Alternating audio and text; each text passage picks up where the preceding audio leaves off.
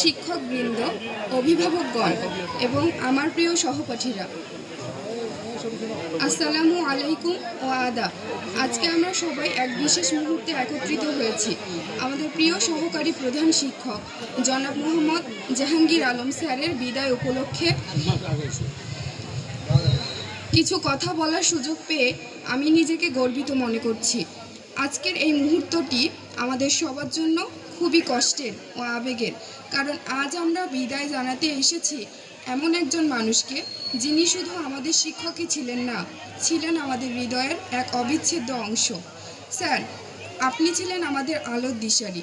আপনি আমাদের শিখিয়েছেন কেবল পুস্তকের পৃষ্ঠা নয়, জীবনের প্রতিটি অধ্যায় কিভাবে গঠন করতে হয়।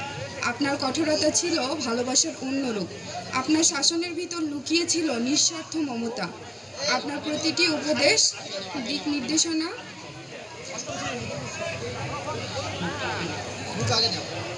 নির্দেশনা এখন যেন মনে হচ্ছে সেগুলো জীবনের জন্য ছিল প্রস্তুতির প্রথম পাঠ। আপনার কণ্ঠস্বর, শ্রেণীকক্ষে সেই চিরচেনা হাত, করুণার ভরা দৃষ্টিতে আমাদের দেখা, এসব যে কিভাবে মনের ভিতর গেঁথে গেছে বোঝাতে পারছি না। বিদায় বেদনার, কিন্তু আজ শুধু কষ্ট নয়, আজ গর্ব আমাদের মনে, কারণ আমরা এমন একজনকে শিক্ষক হিসেবে পেয়েছি যার ছায়ায় আমরা মানুষ হতে শিখেছি। স্যার, আপনার অনুপস্থিতি আমরা অনুভব করব প্রতিটি সকালে, প্রতিটি ক্লাসে, প্রতিটি আয়োজনে, কিন্তু আপনি থাকবেন আমাদের প্রতিটি সাফল্যে, প্রতিটি ভালো কাজে।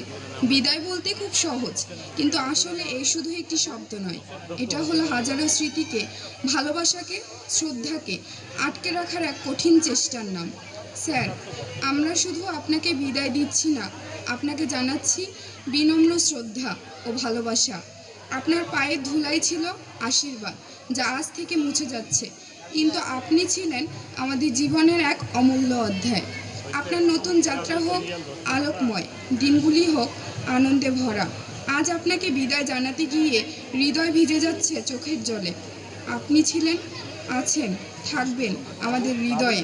শেষে ছোট্ট একটা কথা বলি, বিদায় নয়, দেখা হবে আবার। আপনার শিক্ষা রয়ে যাবে চিরকাল। আল্লাহ হাফিজ।